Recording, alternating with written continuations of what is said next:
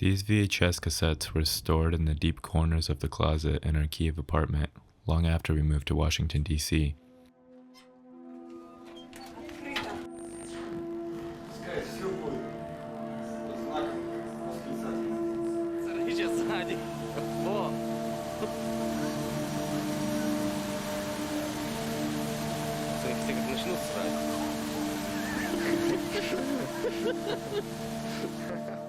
These are not my memories, but the memories of my parents. The world through their eyes from the late 90s and early 2000s. They were collecting dust for upwards of 20 years.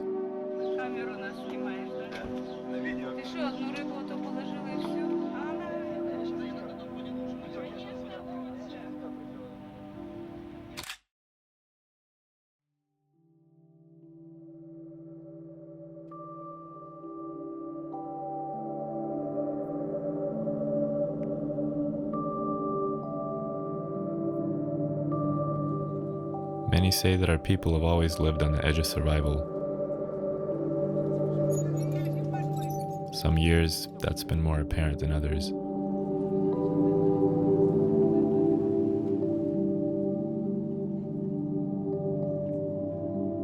Here, the country felt like a project under construction, a work in progress amidst political instability and a difficult adjustment to a free market economy. For many, these struggles clouded hope for the future. Ты будешь прыгать?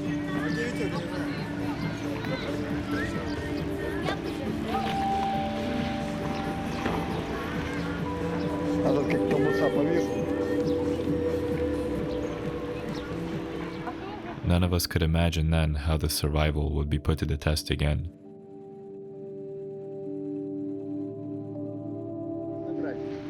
Фасад здания венчан 3 аллегорическими скульптурами. В центре вы видите статую свободы. Так вот запомните, что это единственная в мире сидящая статуя свободи. Вона стояча в Парижі, стояча в Нью-Йорку, і в нас її трохи присадили. Із дві скульптури... People were caught in an identity crisis. Here was an ancient nation with roots fixed deep beneath the shadows, but also a developing country with tentative new hope. I was clueless, of course, but what a paradox that must have felt like.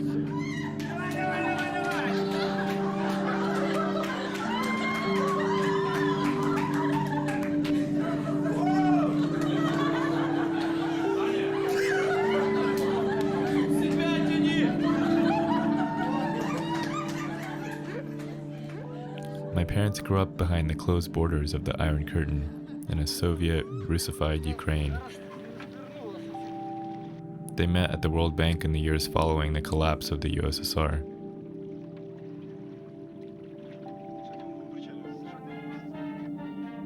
They traveled together often, always with their cameras and itching to discover worlds they had heard of but could never see in person.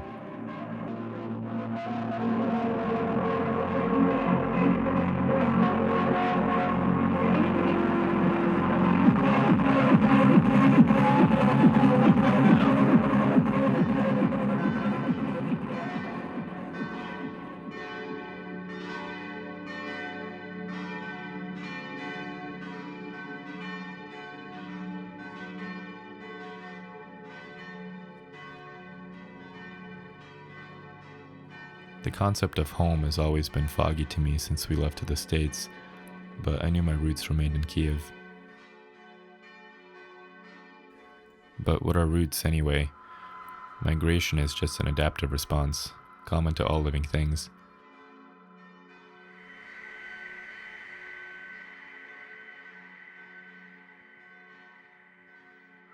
While in prison before becoming president, Ho Chi Minh wrote, "Misfortune is a test of people's fidelity."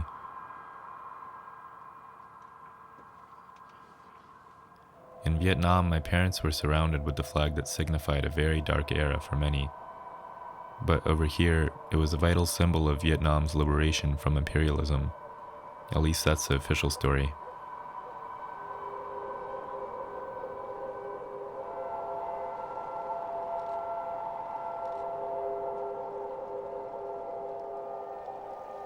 The hillsides of the north is where the Red Dao people migrated to from China during the feudalist pressures of the Ming dynasty. They are only one of the tribes that settled here. Local children surrounded my parents with curiosity.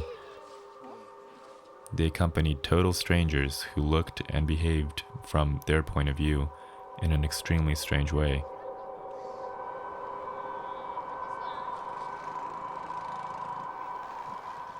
They gave the children their chewing gums and their pens, and they taught them how to say, "Хай живе вільна Україна," let there live a free Ukraine.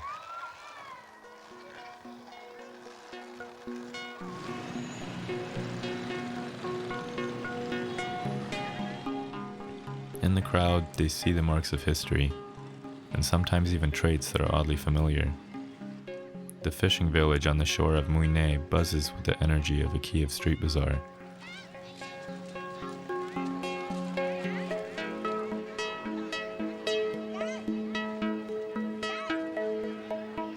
It's the spirit of a people that persisted for centuries on the land that was nearly taken from them again and again.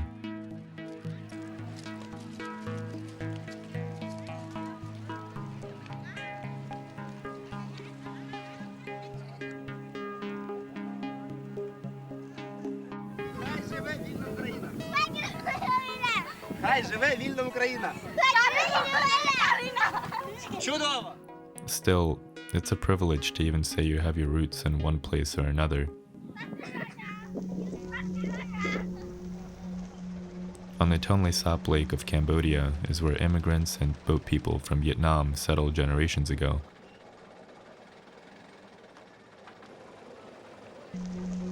The area saw waves of Vietnamese refugees during the battles with the Khmer Rouge in 1978. Cambodian law prevents immigrants from owning land, so they took to the water. Like hermit crabs among people in a liquid no man's land, tens of thousands of families call this place home. Almost half of them are undocumented, legally stateless. Neither Cambodian nor Vietnamese. During the pandemic, the government carried out mass evictions of the floating villages. On June 2nd of 2021, they were given 1 week to leave the lake. Exiled from the waters they were not accepted in and barred from the lands their parents fled from in the first place. There's little word about them now.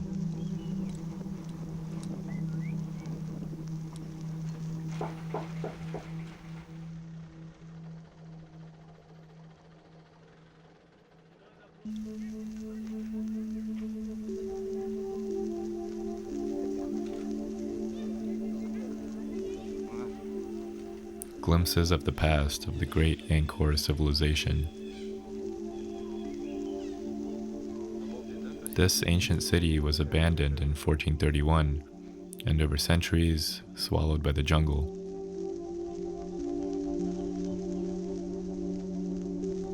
Each tower of the Bayan temple is decorated with 4 stone faces taller than a human, depicting either the gods or the first kings of Angkor.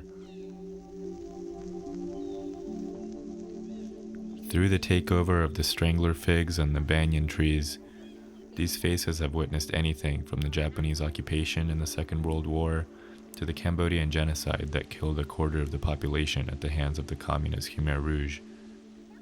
Even now, up to 6 million active landmines lie scattered across this land.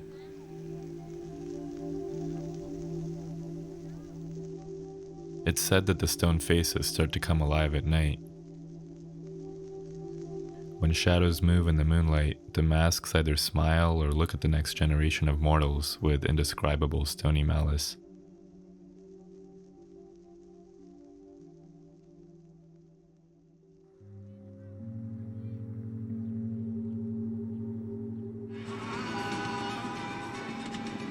During 2004 in Trinidad, Cuba, my parents came to know people that were very familiar with the ongoing Orange Revolution from an ocean away.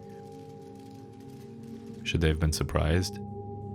This country is no stranger to revolution. When they came back, they gifted me a t-shirt with an image of Che Guevara. To me, he looked like a superhero.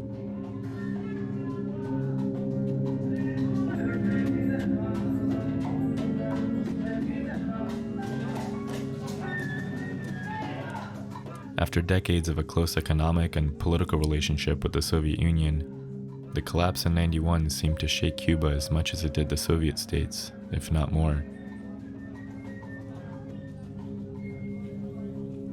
The special period that followed saw hunger and dangerous immigration by rafts to Miami. But even during this time, the Cuban government extended a helping hand to Ukraine with a medical treatment program in Havana for tens of thousands of children who suffered in Chernobyl.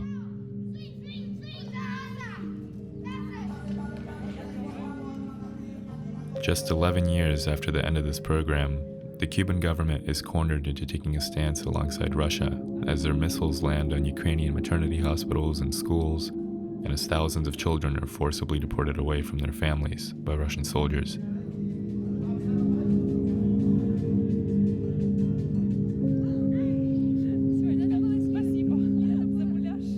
There was a monument to Fidel Castro unveiled in Moscow just last year, 2022.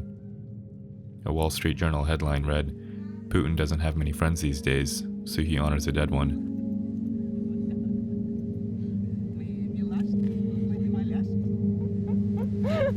У меня рука, кстати, непропорциональная, ты знаешь? Какая-то маленькая. Маленькая ручка.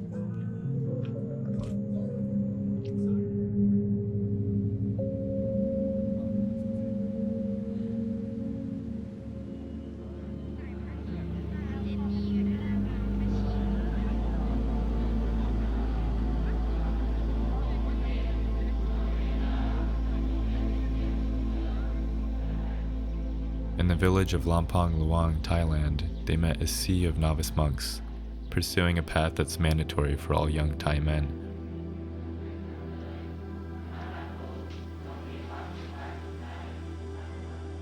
It left my mother wondering long after the encounter how freeing it must be to live with no ambition,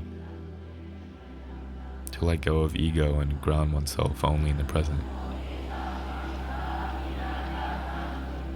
The cultural and territorial barriers that define us become meaningless.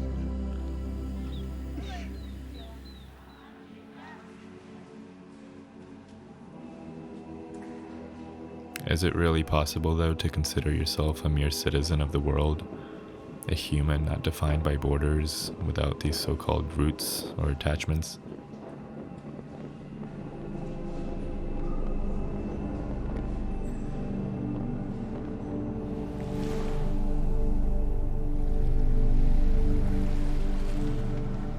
India embodies Buddha's first noble truth: life is suffering. It's ingrained in the worldview.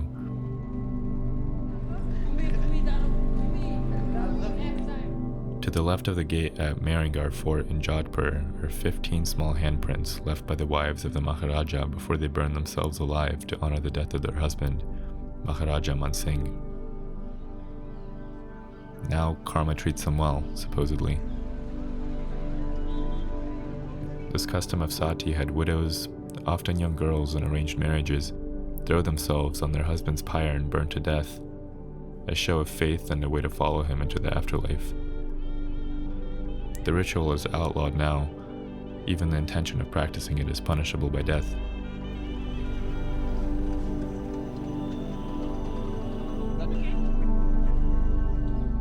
Karni Mata Temple of Rajasthan is a sacred site for 20,000 rats. They call them Kabas, or little children. They're believed to be the manifestations of the deity Karni Mata and her kin. Wherever I live, they will live. When they die, they will stay with me, she said. After being pampered for a lifetime at the temple, the rats are said to reincarnate back into human bodies.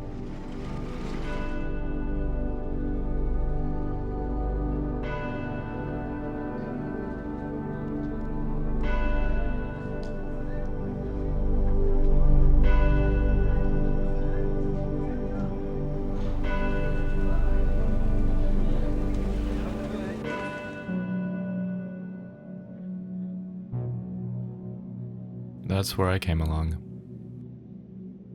The world I came into, an uncertain post-Soviet landscape of a project and construction. Ну вот он, дом родной.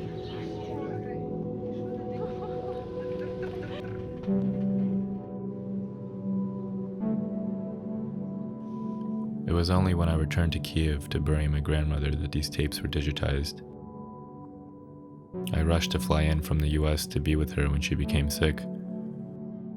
I got to the hospital where she was in intensive care just 15 minutes after she was pronounced dead. Her name was Lyubov, which directly translating means love.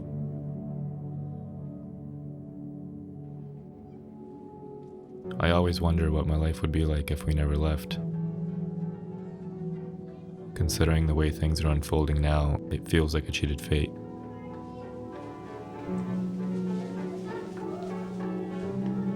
This hypothetical used to cause a harmless curiosity within me for the what if. Now it just brings guilt.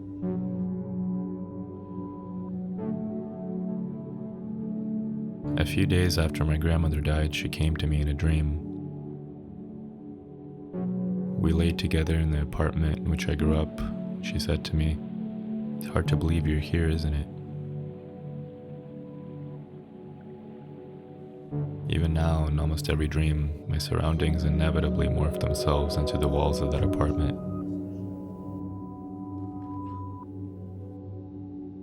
I used to hope to take her to Paris when I grew up. She always said she dreamed of going.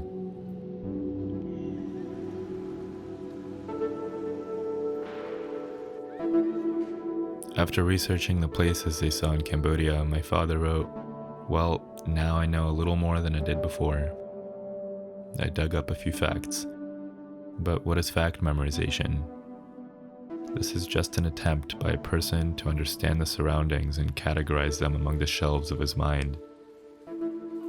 I felt like a tiny link in an endless chain of causes and effects in a series of events that took place here 1,000 years ago and will take place in the next 10 centuries.